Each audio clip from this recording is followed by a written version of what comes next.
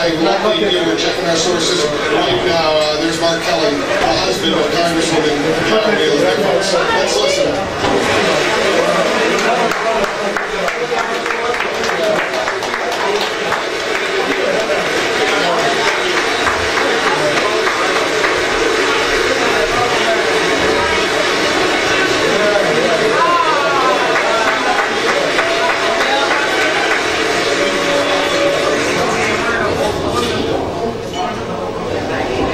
Members of Congress, I have the high privilege and the distinct honor of presenting to you the President of the United States.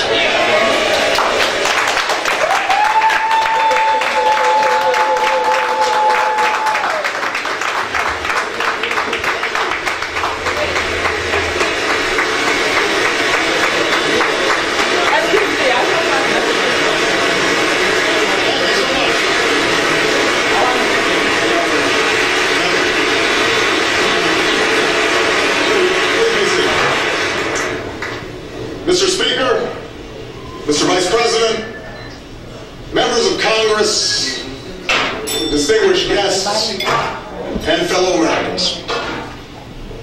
Last month, I went to Andrews Air Force Base and welcomed home some of our last troops to serve in Iraq. Together, we offered a final proud salute to the colors under which more than 1 million of our fellow citizens fought, and several thousand gave their lives.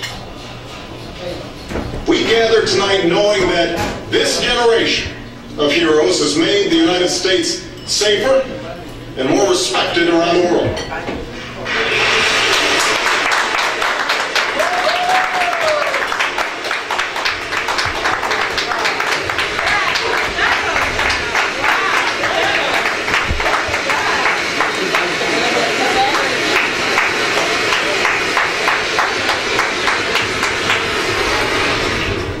First time in 9 years, there are no Americans fighting in Iraq.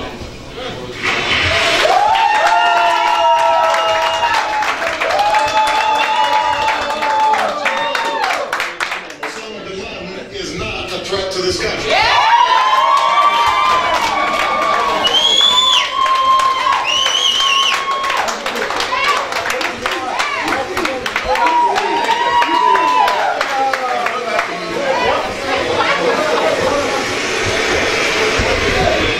Most of Al-Qaeda's top lieutenants have been defeated.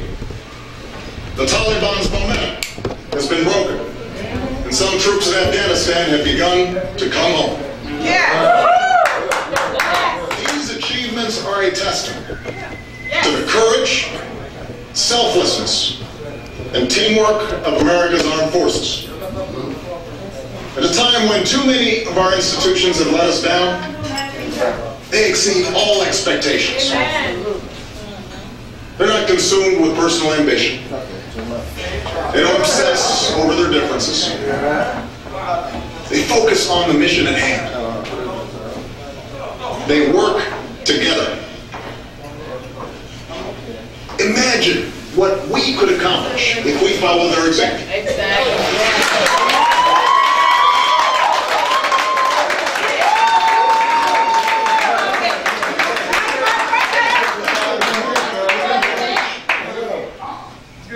That leads the world in educating its people. An America that attracts a new generation of high-tech manufacturing and high-paying jobs. A future where we're in control of our own energy, and our security and prosperity aren't so tied to unstable parts of the world. An economy built to last, where hard work pays off and responsibility is rewarded. We can do this. I know we can because we've done it before. At the end of World War II, when another generation of heroes returned home from combat, they built the strongest economy and middle class the world has ever known.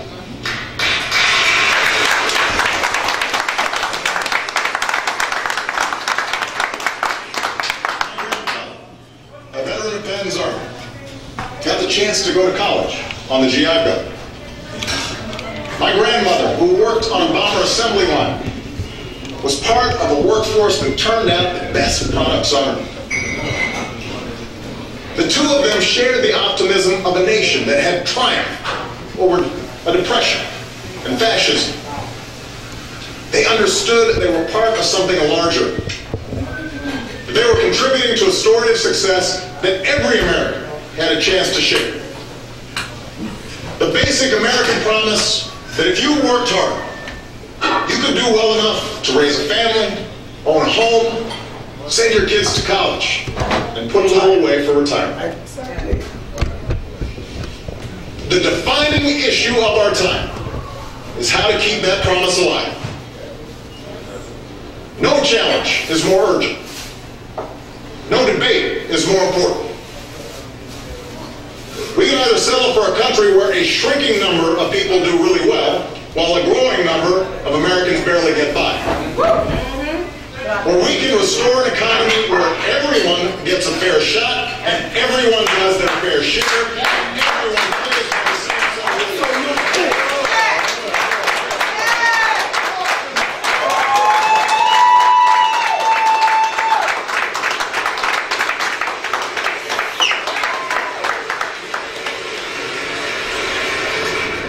What's at stake aren't democratic values or Republican values, but American values. We have to reclaim them. Let's remember how we got here. Thank you. Long before the recession, jobs in manufacturing began leaving our shores. Technology made businesses more efficient, but also made some jobs obsolete. Folks at the top saw their incomes rise like never before. But most hardworking Americans struggled with costs that were growing, paychecks that weren't, and personal debt that kept piling up. In 2008, the house of cards collapsed. We learned that mortgages had been sold to people who couldn't afford or understand them. Banks have made huge bets and bonuses with other people's money.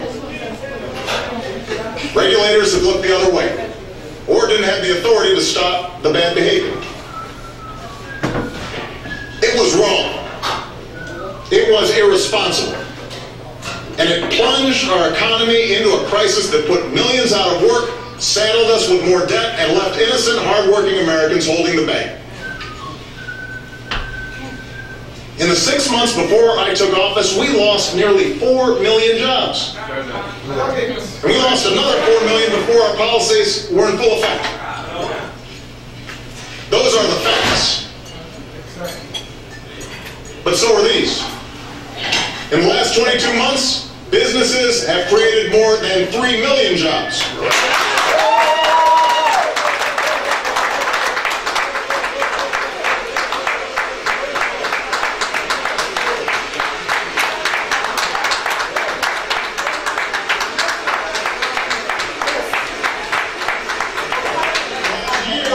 They created the most jobs since 2005. American manufacturers are hiring again, creating jobs for the first time since the late 1990s. Together, we've agreed to cut the deficit by more than $2 trillion. And we put in place new rules to hold Wall Street accountable so a crisis like this never happens again.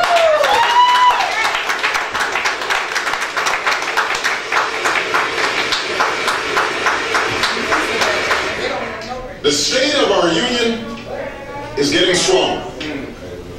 We've come too far to turn back now. As long as I'm president, I will work with anyone in this chamber to build on this momentum. Obstruction with action, and I will oppose any effort to return to the very same policies that brought on this economic crisis.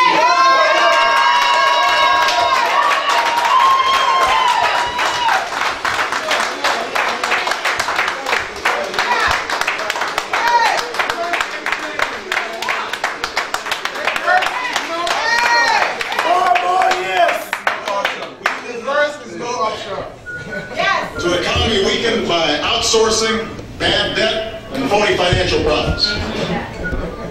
Tonight I want to speak about how we move forward and lay out a blueprint for an economy that's built to last.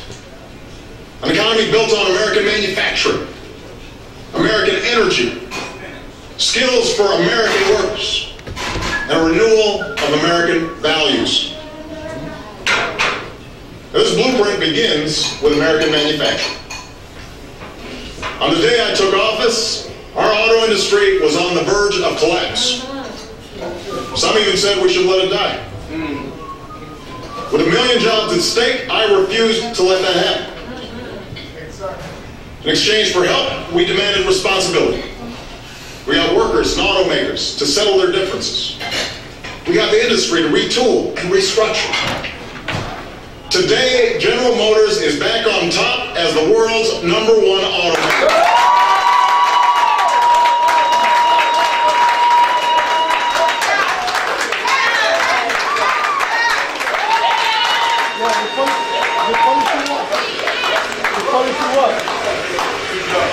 Chrysler has grown faster in the U.S. than any major car company. Yeah, tell them. Ford is investing billions in U.S. plants and factories. And together, the entire industry added nearly 160,000 jobs. We bet on American workers. We bet on American ingenuity. And tonight, the American auto industry is back. Amen.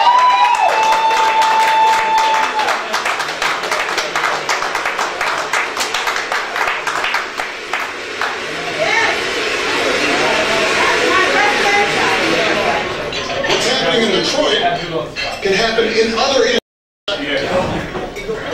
It can happen in Cleveland and Pittsburgh and Raleigh.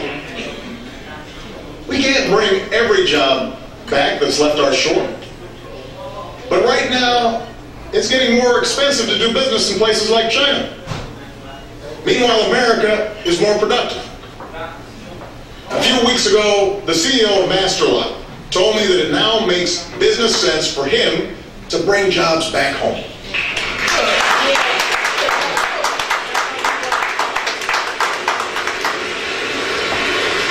Today, for the first time in 15 years, Masterlock's unionized plant in Milwaukee is running at full capacity. Wow. So, we have a huge opportunity at this moment to bring manufacturing back. But we have to seize it. Tonight, my message to business leaders is simple. Ask yourselves what you can do to bring jobs back to your country. And your country will do everything we can to help you succeed.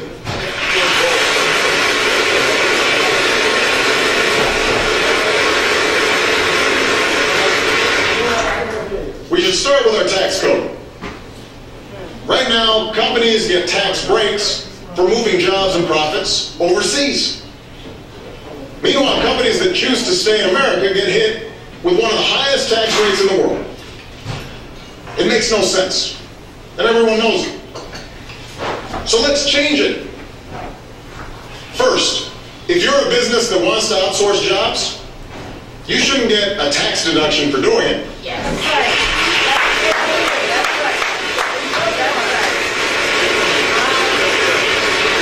That money should be used to cover moving expenses for companies like Masterlock that decide to bring jobs home.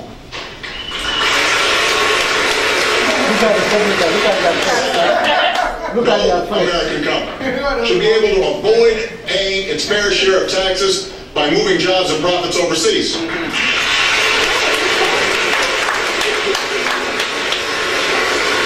now on, every multinational company should have to pay a basic minimum tax, and every penny should go towards lowering taxes for companies that choose to stay here and hire here.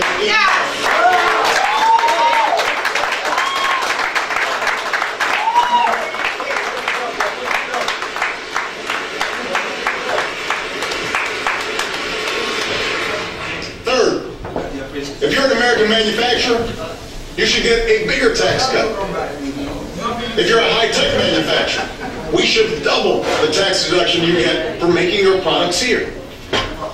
If you want to relocate in a community that was hit hard when a factory left town, you should get help financing a new plant, equipment, or training for new workers. So my message is simple. It is time to stop rewarding businesses that ship jobs overseas and start rewarding companies that create jobs right here in America.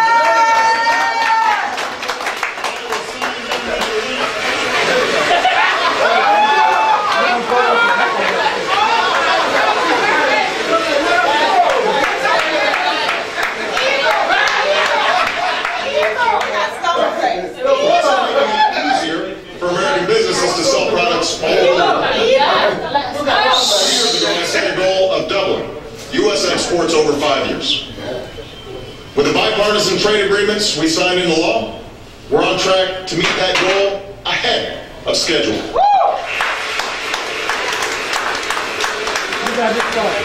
Soon there will be millions of new customers for American goods in Panama, Colombia, and South Korea. Soon there will be new cars on the streets of Seoul imported from Detroit and Toledo and Chicago.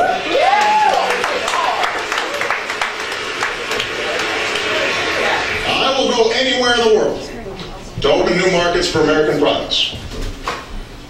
And I will not stand by when our competitors don't play by the rules. We've brought trade cases against China at nearly twice the rate as the last administration. And it's made a difference.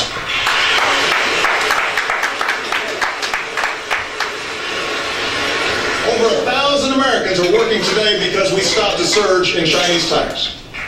But we need to do more. It's not like when another country lets our movies, music, and software be pirated. It's not fair when foreign manufacturers have a leg up on ours only because they're heavily subsidized. Tonight I'm announcing the creation of a trade enforcement unit that will be charged with investigating unfair trading practices in countries like China. There will be more inspections. To prevent counterfeit or unsafe goods from crossing our borders. And this Congress should make sure that no foreign company has an advantage over American manufacturing when it comes to accessing financing or new markets like Russia. Our workers are the most productive on earth, and if the playing field is level, I promise you, America will always win.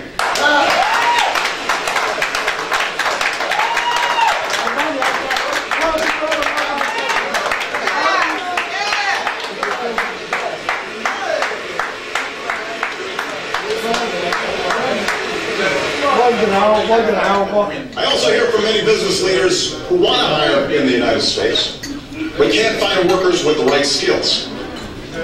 Growing industries in science and technology have twice as many openings as we have workers who can do the job. Think about that. Openings at a time when millions of Americans are looking for work. It's inexcusable, and we know how to fix it. Jackie Bray is a single mom from North Carolina who was laid off from her job as a mechanic. Then Siemens opened a gas turbine factory in Charlotte and formed a partnership with Central Piedmont Community College. The company helped the college design courses in laser and robotics training. It paid Jackie's tuition, then hired her to help operate their plant. To have the same opportunity as Jackie did. Join me in a national commitment to train 2 million Americans with skills that will lead directly to a job.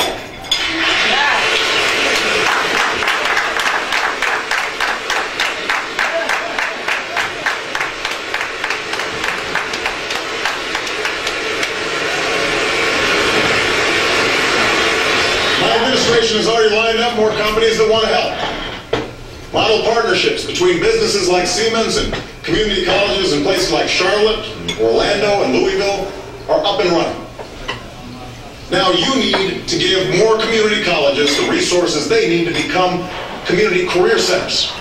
Places that teach people skills that businesses are looking for right now, from data management to high-tech manufacturing.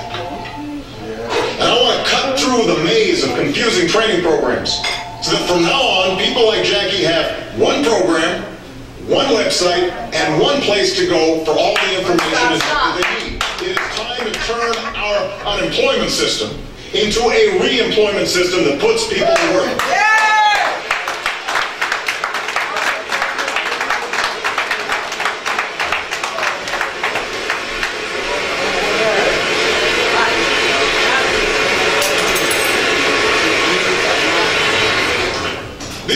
will help people get jobs that are open today. But to prepare for the jobs of tomorrow, our commitment to skills and education has to start earlier. For less than 1% of what our nation spends on education each year, we've convinced nearly every state in the country to raise their standards for teaching and learning. The first time that's happened in a generation. But challenges remain, and we know how to solve them. At a time when other countries are doubling down on education, tight budgets have forced states to lay off thousands of teachers. We know a good teacher can increase the lifetime income of a classroom by over $250,000. A great teacher can offer an escape from poverty to the child who dreams beyond his circumstance. Every person in this chamber can point to a teacher who changed the trajectory of their lives. Most teachers work tirelessly, with modest pay, sometimes digging into their own pocket for school supplies, just to make a difference. Teachers matter. Yes. So instead of bashing them, or defending the status quo, let's offer schools a deal. Give them the resources to keep good teachers on the job and reward the best ones. Yes. And in return, grant schools flexibility to teach with creativity and passion, to stop teaching to the test, and to replace teachers who just aren't helping kids learn. That's a bargain worth making.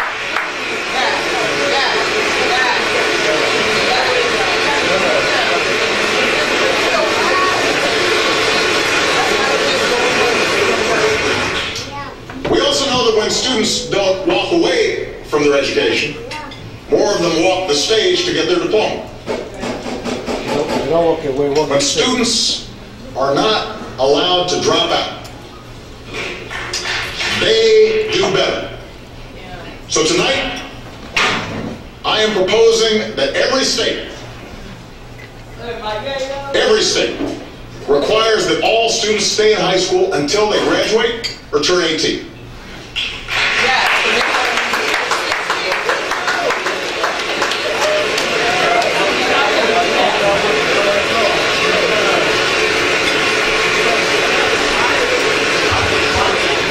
When kids do graduate, the most daunting challenge can be the cost of college.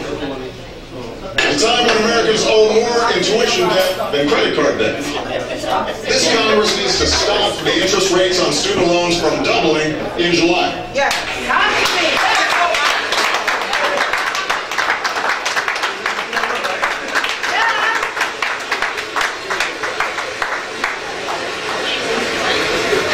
Extend the tuition tax credit we started that saves millions of middle-class families thousands of dollars. And give more young people the chance to earn their way through college by doubling the number of work-study jobs in the next 5 years.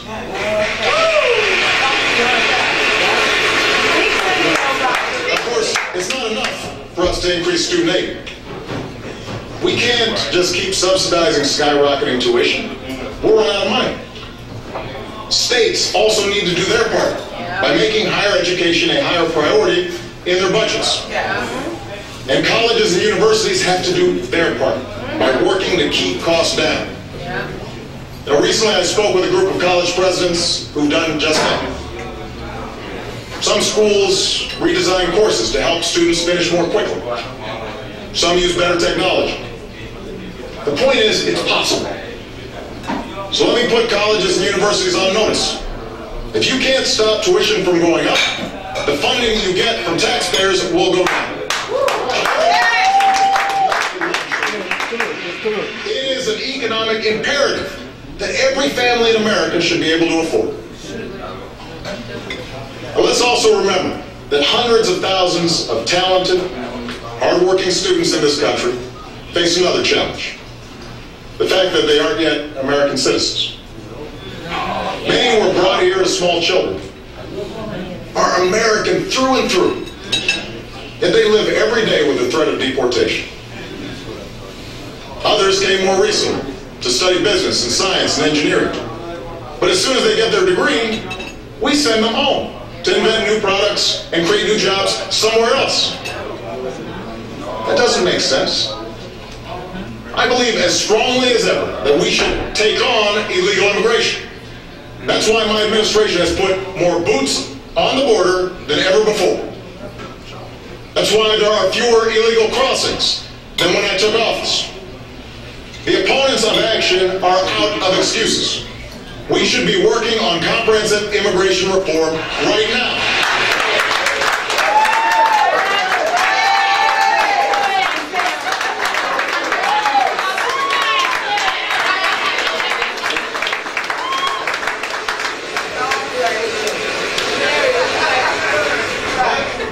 If election year politics keeps Congress from acting on a comprehensive plan, let's at least agree to stop expelling responsible young people who want to staff our labs, start new businesses, defend this country.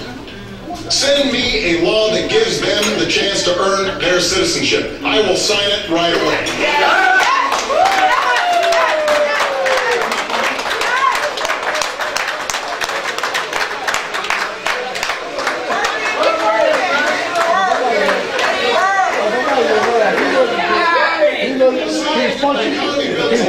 He's pointing to encourage the talent and ingenuity of every person in this country.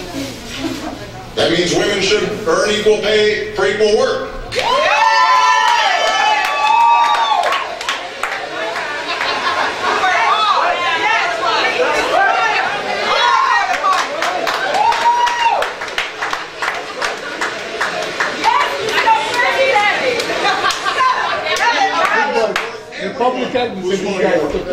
And every risk-taker and entrepreneur who aspires to become the next Steve Jobs. Oh, wow. After all, innovation is what America has always been about. Yeah. Most new jobs are created in startups and small businesses. So let's pass an agenda that helps them succeed. Tear down regulations that prevent aspiring entrepreneurs from getting the financing to grow. Yeah. Expand tax relief to small businesses that are raising wages and creating good jobs. Yep. Both parties agree on these ideas. So put them in a bill and get it on my desk this year. Yeah.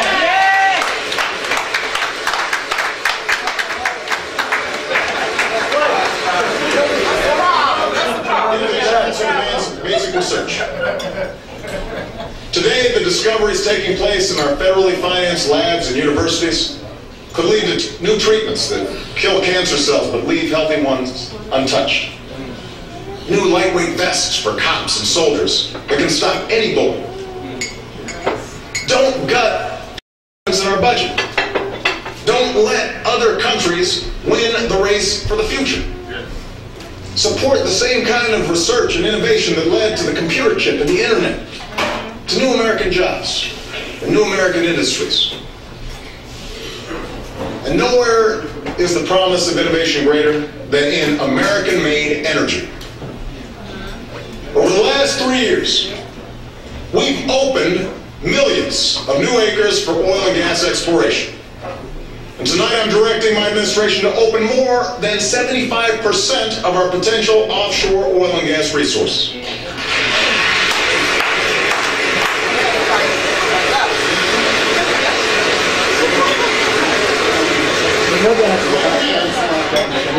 Right now, American oil production is the highest that it's been in 8 years. That's right, 8 years. Not only that, last year we relied less on foreign oil than in any of the past 16 years.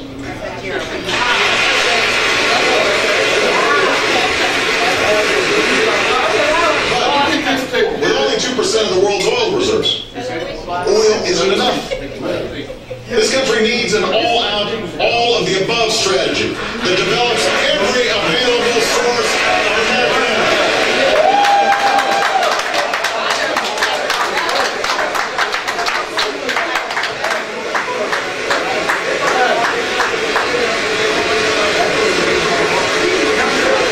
A strategy that's cleaner, cheaper, and full of new jobs. We have a supply of natural gas that can last America nearly 100 years. And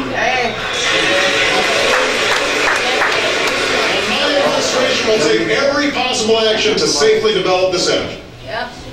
The experts believe this will support more than 600,000 jobs by the end of the decade. Wow. And I'm requiring all companies that drill for gas on public lands to disclose the chemicals they use. Because America will develop this resource without putting the health and safety of our citizens at risk. The development of natural gas will create jobs and power trucks and factories that are cleaner and cheaper, proving that we don't have to choose between our environment and our economy. And by the way, it was public research dollars over the course of 30 years that helped develop the technologies to extract all this natural gas out of shale rock, reminding us that government support is critical in helping businesses get new energy ideas off the ground.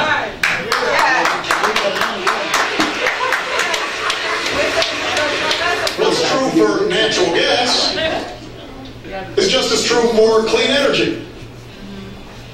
In 3 years, our partnership with the private sector has already positioned America to be the world's leading manufacturer of high-tech batteries. Because of federal investments, renewable energy use has nearly doubled, and thousands of Americans have jobs because of it. When Brian Ritterby was laid off from his job making furniture, he said he worried that at 55, no one would give him a second chance. But he found work at Energetics, the wind turbine manufacturer in Michigan. Before the recession, the factory only made luxury yachts. Today, it's hiring workers like Brian who said, "I'm proud to be working in the industry of the future."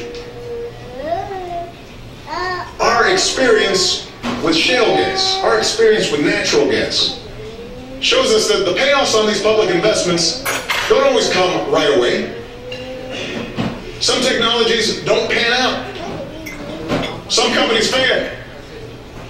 But I will not walk away from the promise of clean energy. I will not walk away from workers like Brian.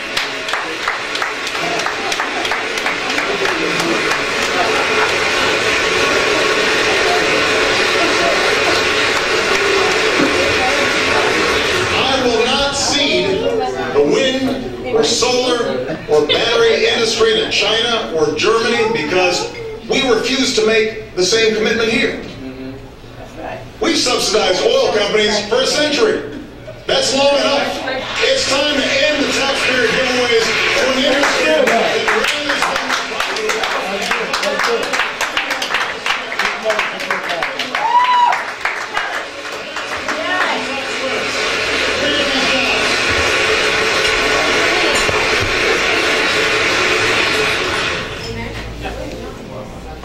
We can also spur energy innovation with new incentives.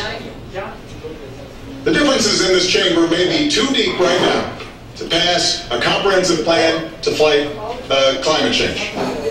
But there's no reason why Congress shouldn't at least set a clean energy standard that creates a market for innovation. So far, you haven't acted. Well, tonight, I will. I'm directing my administration to allow the development of clean energy on enough public land to power 3 million homes. And I'm proud to announce that the Department of Defense, working with us, the world's largest consumer of energy, will make one of the largest commitments to clean energy in history, with the Navy purchasing enough capacity to power 250,000 homes a year.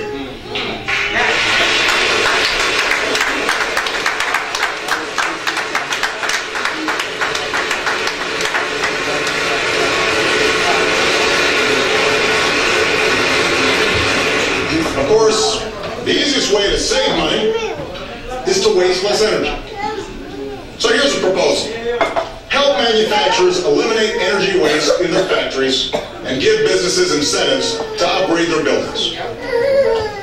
Their energy bills will be $100 billion lower over the next decade. And America will have less pollution, more manufacturing, more jobs for construction workers who need it. Send me a bill that creates these jobs.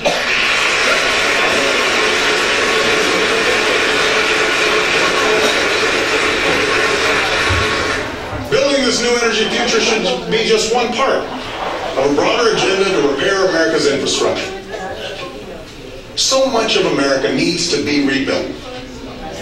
We've got crumbling roads and bridges, a power grid that wastes too much energy, an incomplete high-speed broadband network that prevents a small business owner in rural America from selling her products all over the world. During the Great Depression, America built the Hoover Dam and the Golden Gate Bridge. After World War II, we connected our states with a system of highways. Democratic and Republican administrations invested in great projects that benefited everybody, from the workers who built them to the businesses that still use them today. In the next few weeks, I will sign an executive order clearing away the red tape that slows down too many construction projects. Yes. But you need to fund these projects. Take the money we're no longer spending at war, use half of it to pay down our debt, and use the rest to do some nation building right here at home.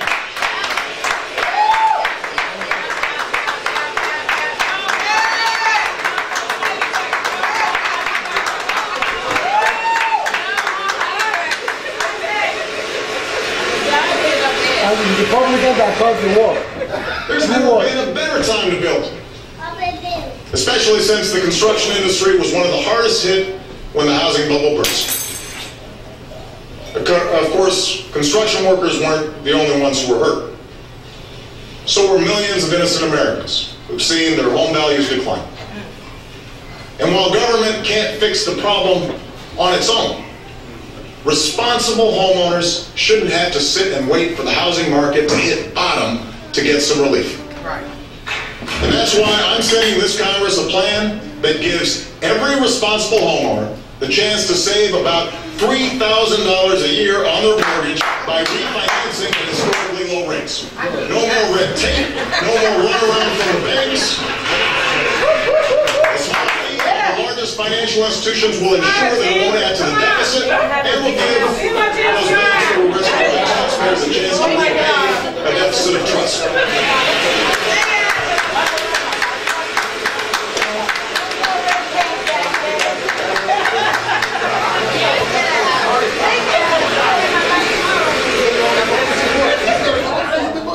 Let's never forget.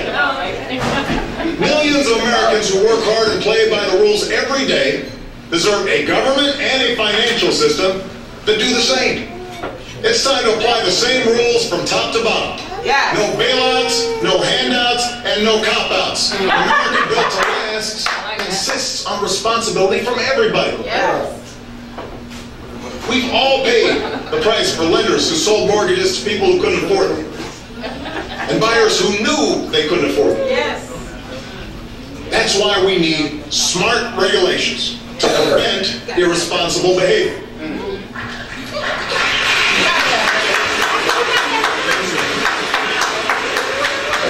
Rules to prevent financial fraud, or toxic dumping, or faulty medical devices. Yeah. These don't destroy the free market. They make the free market work better. Now, there's no question that some regulations are outdated, unnecessary, or too costly. In fact, I've approved fewer regulations in the first 3 years of my presidency than my Republican predecessor did in his.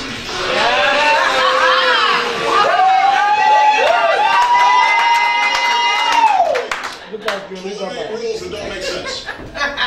We've already announced over 500 reforms, and just a fraction of them will save business and citizens more than $10 billion over the next 5 years.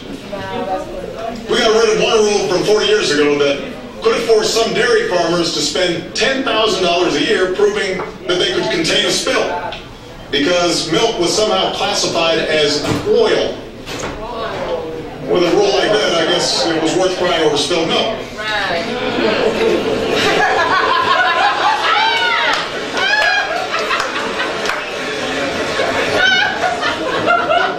I'm confident a farmer can contain a milk spill without a federal agency looking over his shoulder.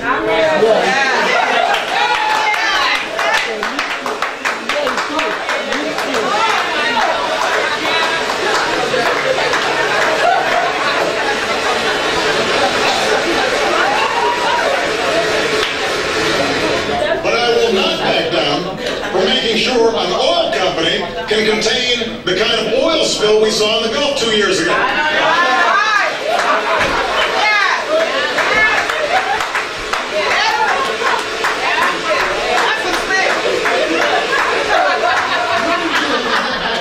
From protecting our kids from mercury poison. We're making sure that our food is safe and our water is clean. I will not go back to the days when health insurance companies had unchecked power to cancel your policy, deny your coverage, or charge you indifferently on you.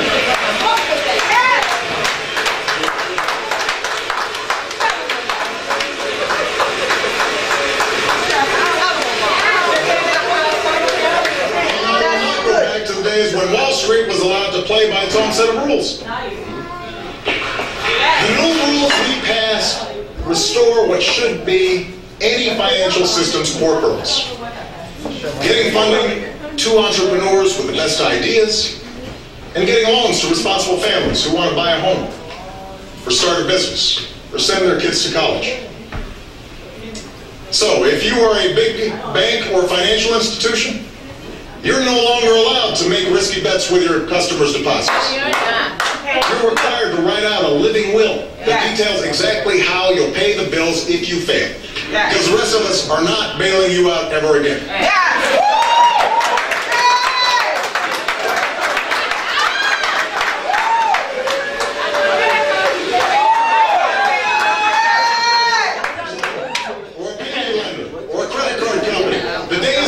People up for products they can't afford with confusing forms and deceptive practices, those days are over. Done. Yes. Today, American consumers finally have a watchdog in Richard Cordray with one job and a little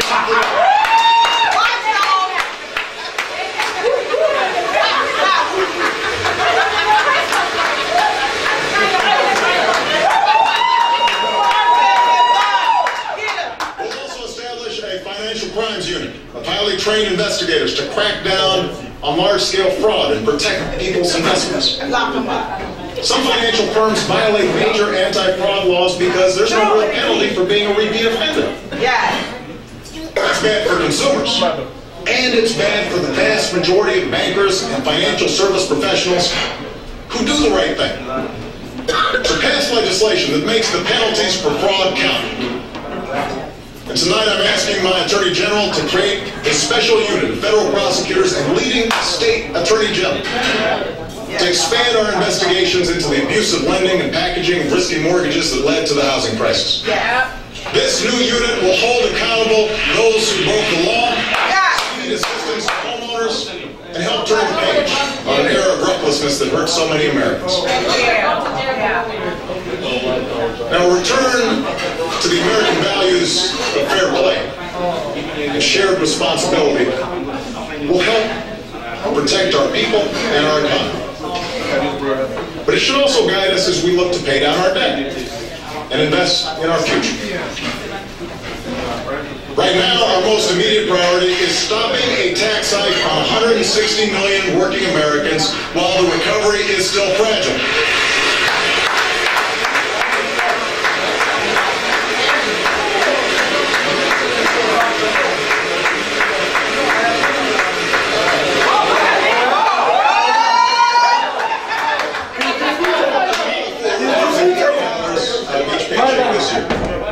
There are plenty of ways to get this done. So let's agree right here, right now.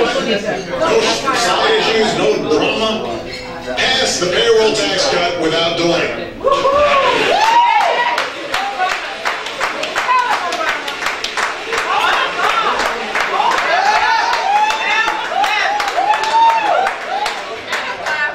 When it comes to the deficit, we've already agreed to more than $2 trillion savings. But we need to do more. And that means making choices. Right now, we're poised to spend nearly $1 trillion more on what was supposed to be a temporary tax break for the wealthiest 2% of Americans. 2%. Right now, because of loopholes and shelters in the tax code, A quarter of all millionaires pay lower tax rates than millions of middle-class households. Whoa, what is that? Right now, Warren Buffett pays a lower tax rate than his secretary. Do we want to keep these tax cuts for the wealthiest Americans? No! Do we want to keep our investments in everything else? Like education and medical research, Yes. a strong military, Yes. and care for our veterans. Yes. Because if we're serious about paying down our debt, we can't do both. Y'all got to pay your fair share. The American people know what the right choice is. Yes. So do I.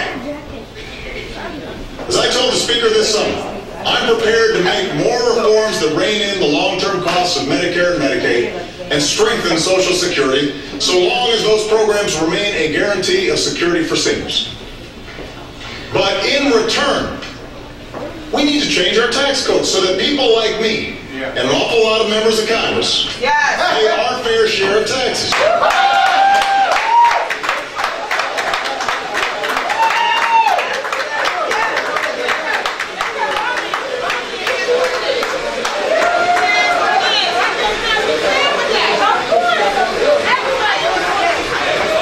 Tax reform should follow the Buffett rule.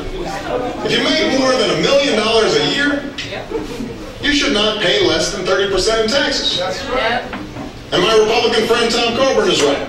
Washington should stop subsidizing millionaires. Yeah. In fact, if you're earning $1 million a year, you shouldn't get special tax subsidies or deductions. On the other hand, if you make under $250,000 a year, like 98% of American families, your taxes shouldn't go up. You're the ones struggling with rising costs and stagnant wages. You're the ones who need relief. Now, you can call this class warfare all you want. But asking a billionaire to pay at least as much as his secretary in taxes? Yeah. Big deal. Most Americans would call that common sense. We don't begrudge financial success in this country. We admire it. When Americans talk about folks like me paying my fair share of taxes, it's not because they envy the rich. It's because they understand that when I get a tax break I don't need and the country can't afford, it either adds to the deficit or somebody else has to make up the difference. Like a senior with fixed income, or a student trying to get through school, or a family trying to make ends meet. That's not right. Americans know that's not right. They know that this generation's success is only possible because past generations felt a responsibility to each other and to the future of their country. And they know our way of life will only endure if we feel that same sense of shared responsibility. That's how we'll reduce our deficit. That's an America built to last.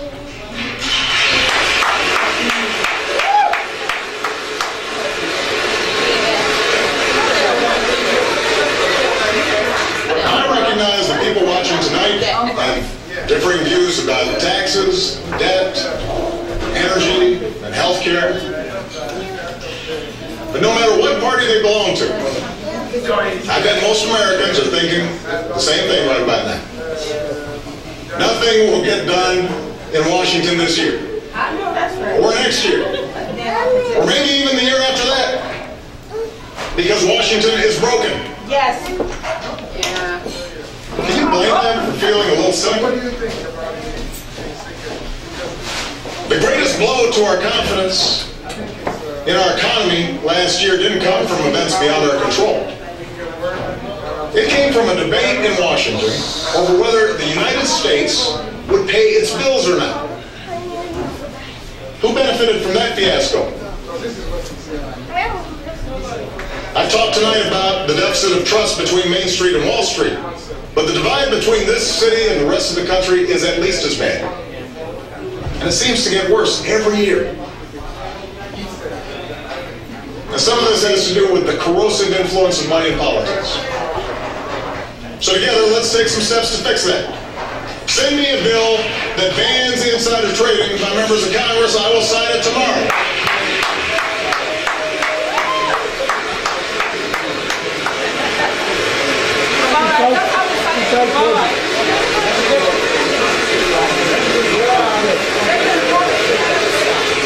Let's limit any elected official from owning stocks in industries they impact.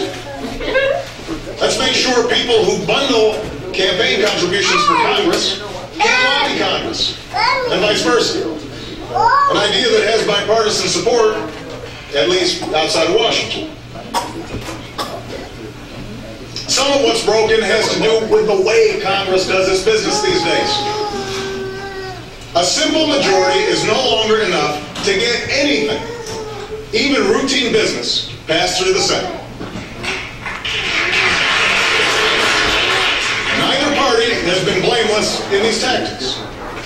Now, both parties should put an end to it.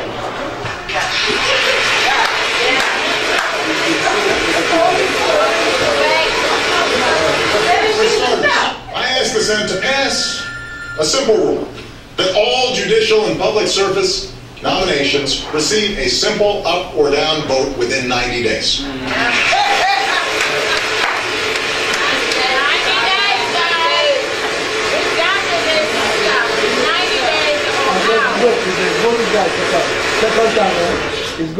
The executive branch also needs to change. Too often it's inefficient, outdated, and remote. That's why I've asked this Congress to grant me the authority to consolidate the federal bureaucracy so that our government is leaner, quicker, and more responsive to the needs of the American people.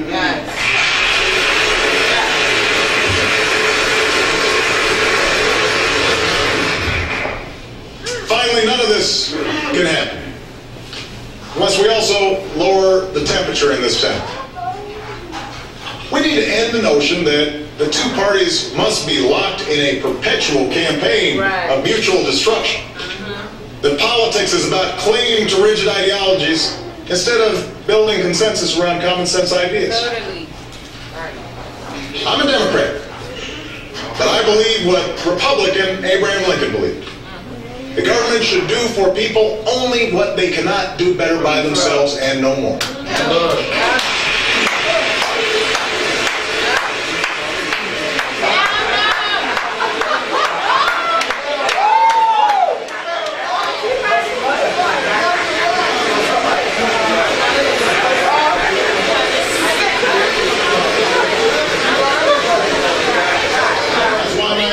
Reform offers more competition and more control for schools and states. That's why we're getting rid of regulations that don't work. That's why our health care law relies on a reformed private market, not a government program. On the other hand, even my Republican friends who complain the most about government spending have supported federally financed roads and clean energy projects and federal offices for the folks back home. The point is, we should all want a smarter, more effective government. And while we may not be able to bridge our biggest philosophical differences this year, we can make real progress. With or without this Congress, I will keep taking actions that help the economy grow. But I can do a whole lot more with your help. Because when we act together, there's nothing that the United States of America can achieve.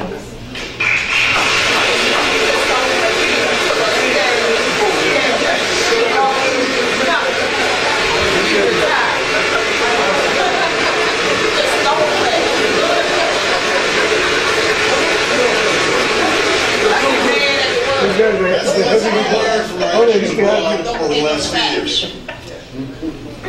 Ending the Iraq War has allowed us to strike decisive blows against our enemies. From Pakistan to Yemen, the Al-Qaeda operatives who remain are scrambling, knowing that they can't escape the reach of the United States of America.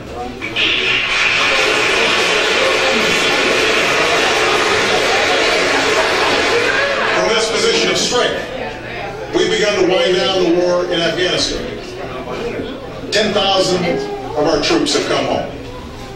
23,000 more will leave by the end of this summer.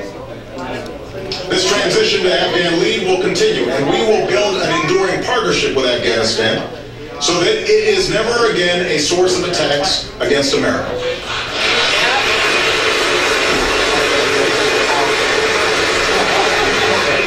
As the tide of war recedes, a wave of change is washed across the Middle East and North Africa. From Tunis to Cairo, from Sana'a to Tripoli. A year ago, Gaddafi was one of the world's longest-serving dictators, a murderer with American blood on his hands. Today, he is gone. And in Syria, I have no doubt that the Assad regime will soon discover that the forces of change cannot be reversed, and that human dignity cannot be denied.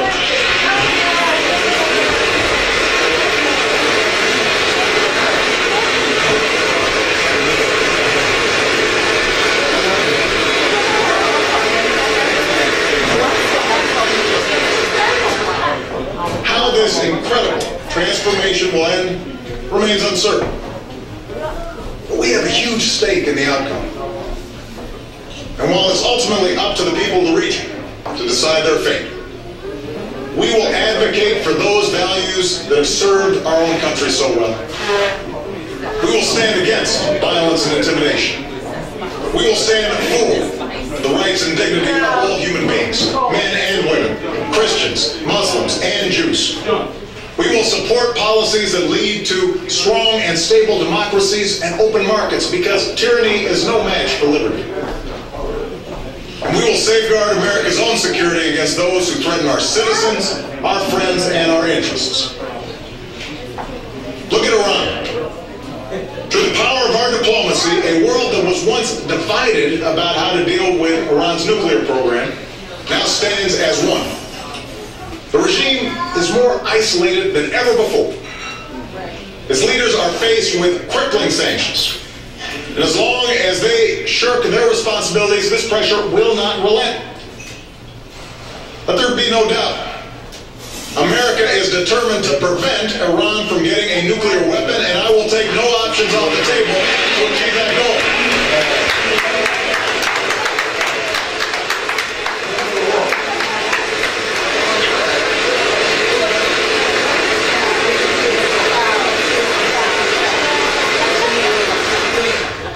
But a peaceful resolution of this issue is still possible, and far better. And if Iran changes course and meets its obligations, it can rejoin the community of nations. The renewal of American leadership can be felt across the globe. Our oldest alliances in Europe and Asia are stronger than ever. Our ties to the Americas are deeper. Our ironclad commitment, and I mean ironclad, to Israel's security has meant the closest military cooperation between our two countries in history.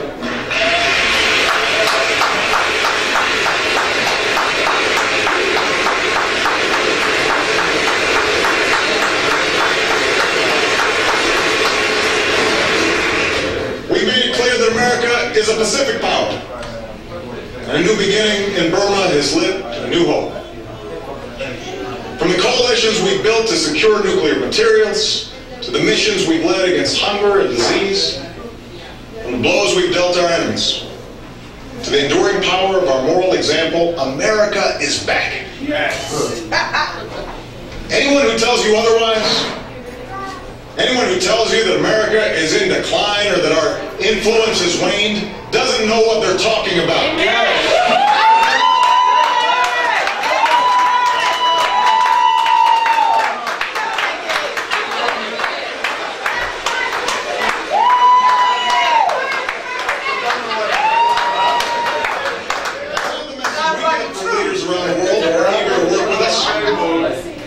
That's not how people feel from Tokyo to Berlin, from Cape Town to Rio, where opinions of America are higher than they've been in years. Thank you, Mary. You did me right.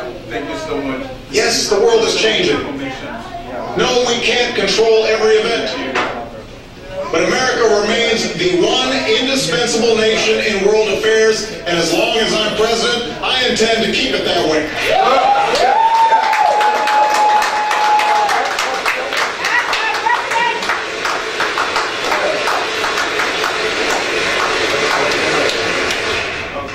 That's why, working with our military leaders, I proposed a new defense strategy that ensures we maintain the finest military in the world while saving nearly $500 billion in our budget.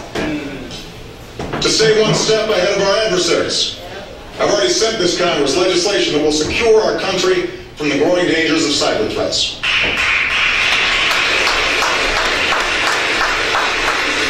Above all, our freedom endures because of the men and women in uniform who defend it.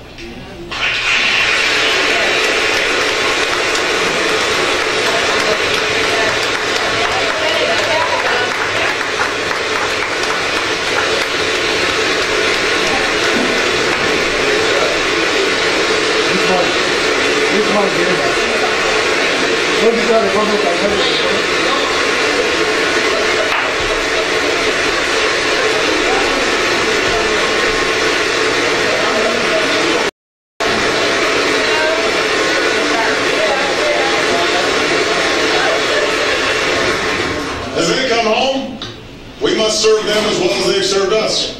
Yes. That includes giving them the care and the benefits they have earned, which is why we increase annual VA spending every year I've been president. Yes.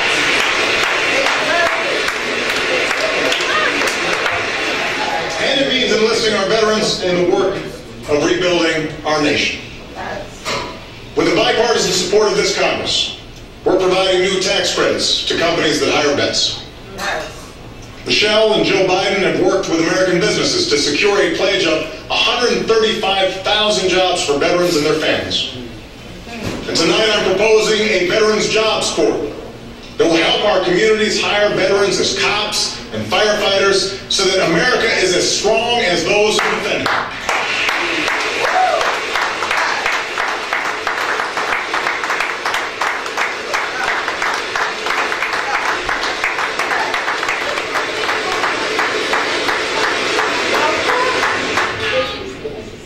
Which brings me back to where I began. Those of us who've been sent here to serve can learn a thing or two from the service of our troops. When you put on that uniform, it doesn't matter if you're black or white, Asian, Latino, Native American, conservative, liberal, rich, poor, gay, straight. When you're marching into battle, you look out for the person next to you, where the mission fails. Where you're in the thick of the fight, you rise or fall as one unit, serving one nation, leaving no one behind. Now, one of my proudest possessions is the flag that the SEAL team took with them on the mission to get bin Laden. On it are each of their names. Some may be Democrats. Some may be Republicans. But that doesn't matter.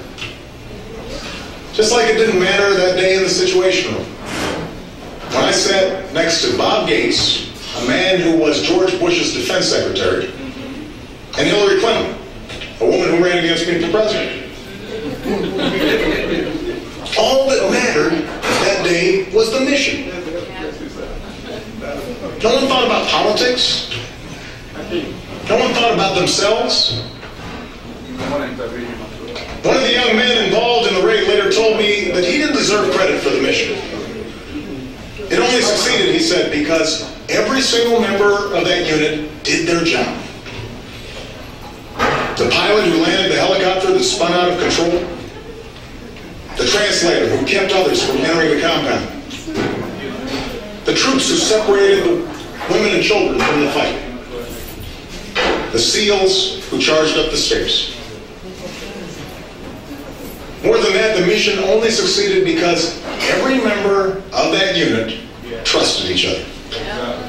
Because you can't charge up those stairs into darkness and danger unless you know that there's somebody behind you watching your back. So it is with America. Each time I look at that flag, I'm reminded destiny is stitched together like those 50 stars and those 13 stripes. No one built this country on their own. Nobody. This nation is great because we built it together. This nation is great because we worked as a team. This nation is great because we get each other's backs. Yeah. And we hold fast to that truth. In this moment of trial, there is no challenge too great, no mission too hard. As long as we are joined in common purpose, as long as we maintain our common resolve, our journey moves forward. Yeah. And our future is hopeful. And the state of our union will always be strong.